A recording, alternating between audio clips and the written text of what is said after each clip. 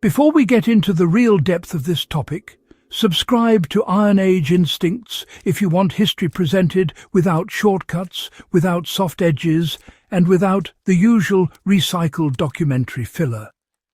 Because today's subject is exactly the sort of thing that gets lost in the noise of mainstream war history. A small, crude, brutally effective survival tool from the First World War that kept men alive in trenches, shell holes, forests, alpine passes, and prisoner camps. It worked so well and required so little to run that after the war many armies intentionally dropped it from manuals to prevent civilians and enemy forces from replicating it. The old soldiers knew it under different names depending on nationality, but most commonly it was called the trench stove, the Tommy cooker, or the tinsmith stove. What matters is not the nickname, it's the method. The first thing to understand is that this stove wasn't a piece of equipment, it was a technique. Most soldiers didn't carry a factory-made stove. They carried the knowledge. That alone makes it valuable to us today because any historian who studies wartime fieldcraft knows the tools matter far less than the principles behind them. The First World War survival stove was essentially a controlled burn chamber made from scrap metal, usually 2 tin cans, and a handful of dry material. The key innovation wasn't the container, it was the controlled airflow. Soldiers discovered that by punching vents low on one can and creating a chimney effect with the second, they could create a smokeless high-heat column that lit quickly and burned efficiently, even with garbage fuel. Coal scraps, waxed paper, small shavings, or even oily rags could power it.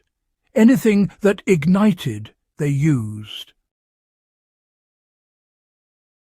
What made this stove so effective was the way it weaponized airflow.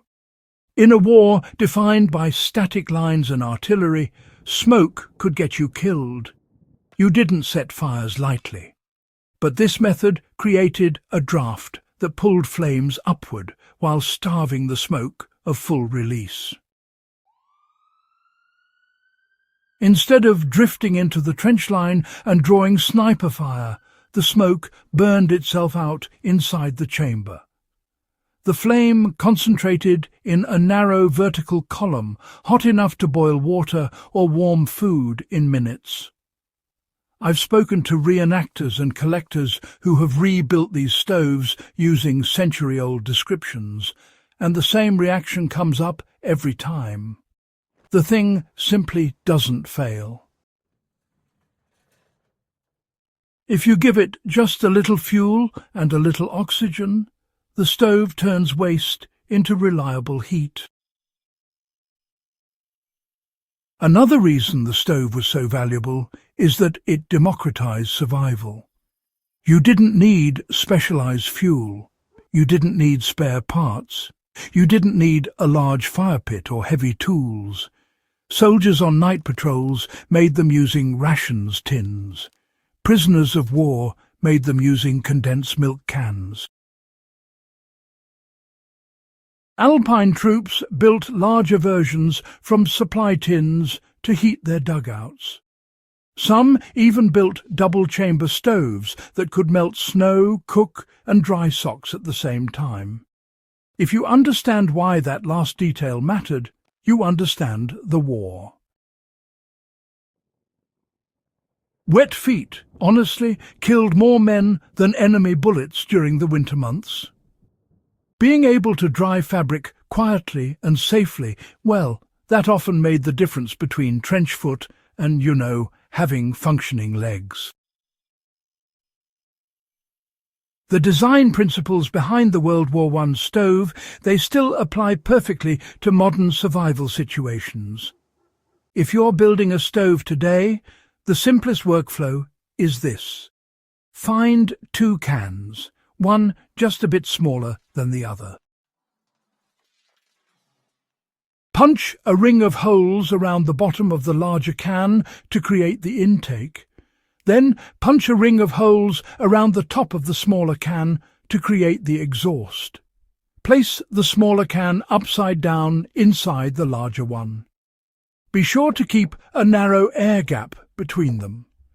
Finally, feed fuel into the center through cut slats or a top opening. The rising heat pulls more oxygen into the intake holes, feeding a cycle that, well, stabilizes the flame. If you want smokeless combustion, you should really focus on dry material and avoid thick, wet branches that tend to smother the burn. A more advanced variation used by stormtroopers and assault pioneers involved creating a horizontal burn channel. This version, turned 2 cans into a miniature Dakota-style draft system.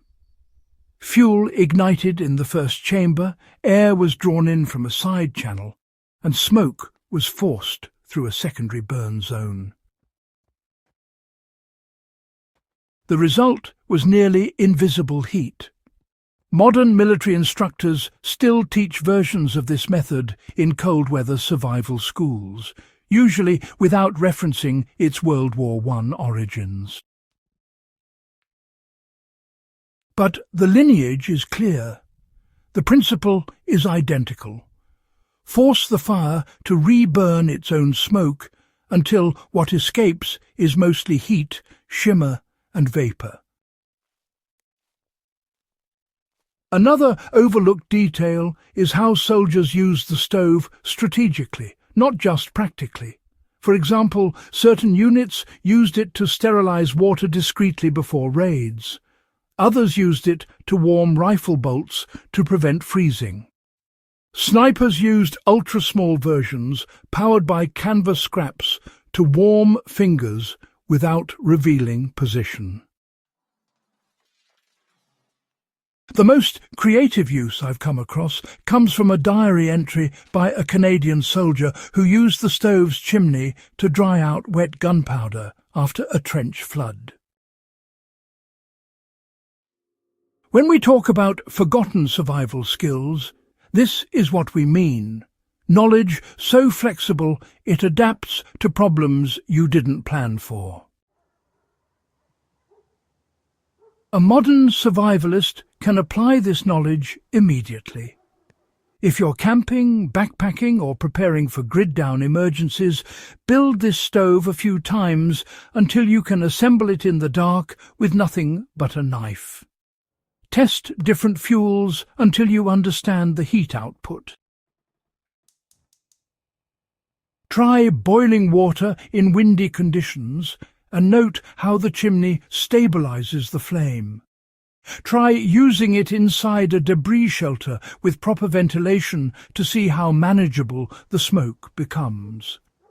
That hands-on familiarity turns old historical knowledge into real personal skill.